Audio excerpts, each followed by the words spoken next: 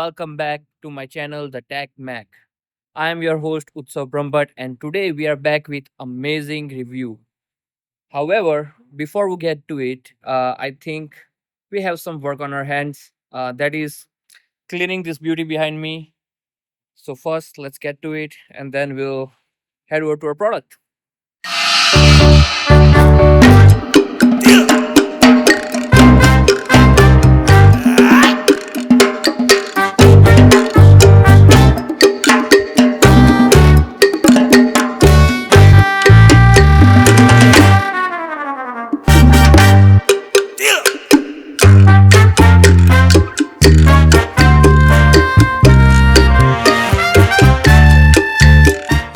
Today is, I think, truly amazing and beautiful day, as you have already seen in the intro, to make this video. So today we will be reviewing iPad based version, which is one of the cheapest iPad in the entire Apple lineup. Now, I usually don't compare. I say that I don't go over the numbers. However, with this one, this is a special one. Why? Because one, this is the cheapest of all the iPads in the Apple lineup, and I personally use iPad Pro M4 13-inch. So I think it's a good opportunity for me to compare the cheapest versus the most costliest iPad from Apple and see what the price difference stands for, what the performance difference stands for, and if it is worth it, or if someone who is buying a base level iPad should uh, try and get iPad Pro if it's worth to cover that gap. And that is what this video will be about.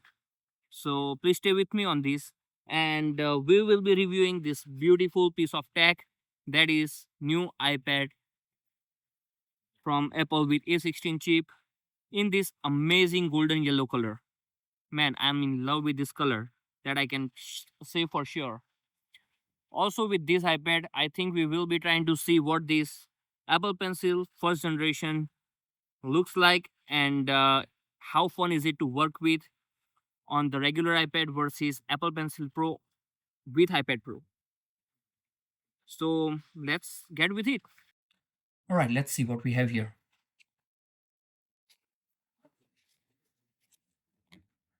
The new iPad with A16 chip, 256 GB. Let's get with it.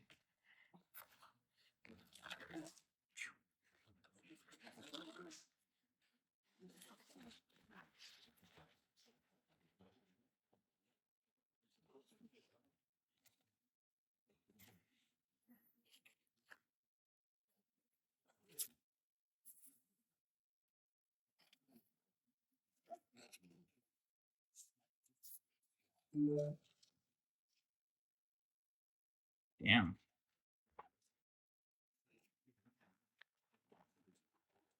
I love this color at the first sight. Man, this looks cool. Let's turn it on and see how it looks. But before that, we'll look into what we get with it, which is, as we all know, that usual stuff: a charging brick and a braided cable. Yep, as usual, 20-watt charging brick and a braided cable, classic Apple. Now let's get to the screen and how it looks. Let me turn on and set it up. While I'm setting up the iPad, I have ordered this classic Apple Pencil, which is first gen. So what I'm gonna do is I'll just compare these with the Apple Pencil Pro as well while I'm at it, and see like have I wasted my money by buying Apple Pencil Pro, or is it really worth it? So while we have it, why not?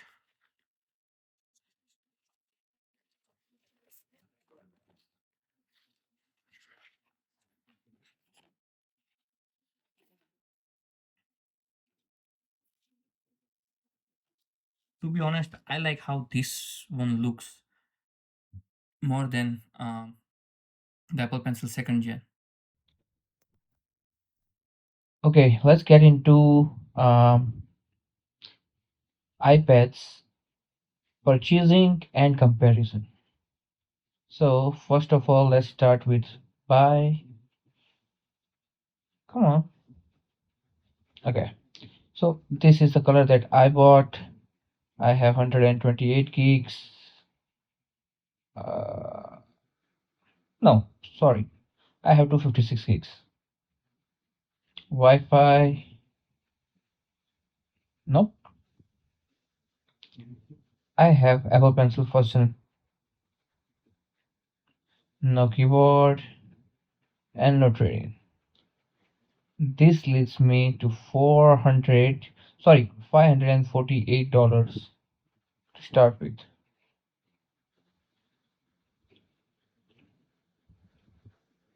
However, most people who will be purchasing this iPad will be students or the I think teachers or someone who usually um, like an Apple product, but they want it in budget.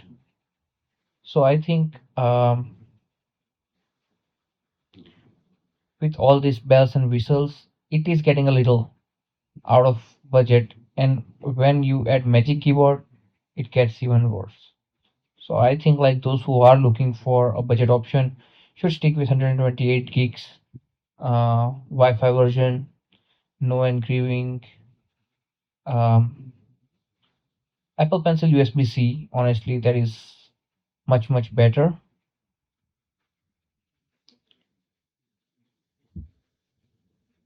And I think that would be a better option with 428 dollars, which is much better comparatively. All right, let's get into comparison. Uh,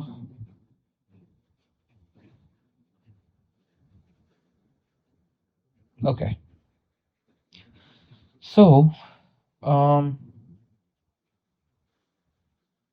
I think iPad versus iPad Mini, iPad Air, and iPad Pro. Now we will look into what the comparison for iPad and iPad Pro is, and I'm doing the comparison as I explained in my intro, because this is the cheapest iPad that is entry level, and iPad Pro is one of the most expensive iPads out there. So it will be interesting to see whether it is worth having this iPad or should upgrade to iPad Air or iPad Pro, and what the gap looks like. Also, there is Apple Intelligence lagging in this iPad model compared to all other models. And I think other than that, there is no major difference. So without wasting any time, let's get into the benchmarks and compare iPad Pro and iPad side by side. Let's get into it. Okay, so before we get into the side by side comparison for both the iPads, I think it's better to know a little bit about the numbers that these both iPad presents. We'll start with a Geekbench comparison since at this point we are comparing both the iPads. We can see that iPad Pro M4 is 273% faster than base iPad in multi-core score, and it is 50 more than a little bit over 50% faster in single core score than the base iPad. Now let's get to next benchmark, that is GPU metal comparison. iPad A16, this one lags behind here as well with iPad Pro getting 172.5% better score comparatively. And then again we get to AI benchmarks, which is nowadays quite popular for any device that we buy. We look for AI in that. So let's see, like, even if iPad base version don't have an AI in it, how good will it be if we try some of market AI apps on the iPad. So as we can see, there are quantized scores, half precision score, and single precision scores for AI CPU, AI GPU, and neural engine. I think the biggest gap that we are looking at is with GPU and neural engine. CPU is still in the range of 30, 38, and 48 percentage, while GPU is all about 200% better, and neural engines are 90 and 57% or 15% better. So yeah, these are the numbers for these both iPads. Now it will be interesting to see how much of this number actually matters when we are utilizing this machine for our daily use. Let's see the side by side comparison now. So this is what the screen looks like outdoors, and I think it is good. I don't have any issue or any difficulty in looking at the screen or using it in the bright sunlight out here. Okay, so let's compare iPad Air with iPad Pro. Let's see what we get here. So as you can see, this is a basic home screen uh, for both the iPads. Now you can clearly see the difference of the refresh rates, or the 60 hertz display versus 120 hertz display. All right, now what we'll do is I have Apple Pencil first generation, and I have Apple Pencil Pro with the iPad Pro. We'll test both of them. But before that, let's look at the video quality and audio quality. So, just saying, my latest video.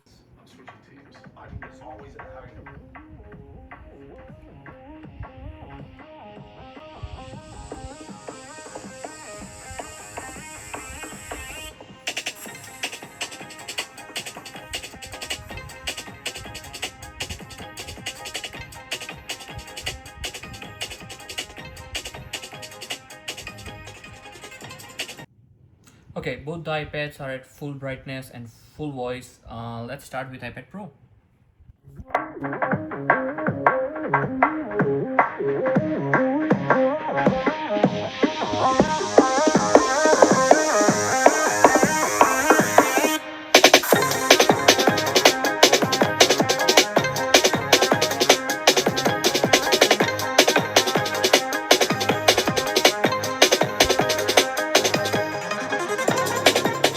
Hello everyone, welcome back to my channel, The Tech Mac.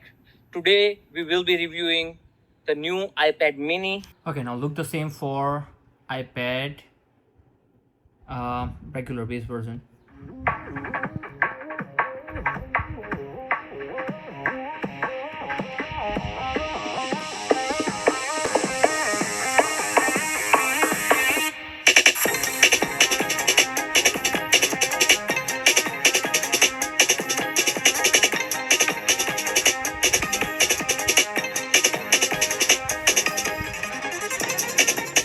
Hello everyone, welcome back to my channel, The Tech Mac.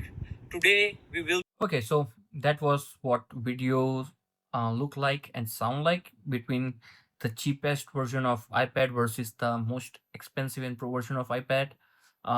We can clearly see the difference in the brightness though, and of course, like, the screen of iPad Pro is better, but this is Apple Pencil, and with Apple Pencil, what I can say is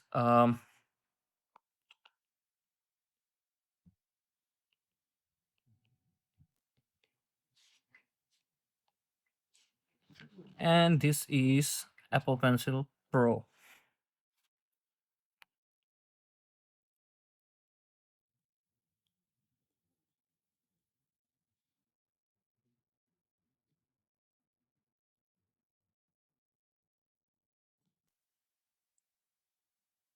So what I think is, both the iPads are great.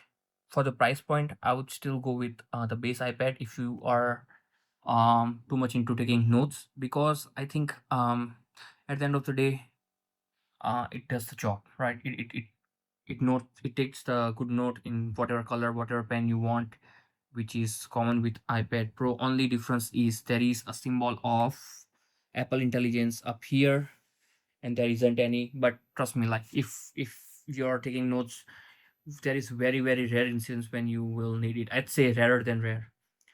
So overall, what I think is, when it comes to notes taking, um, iPads are good.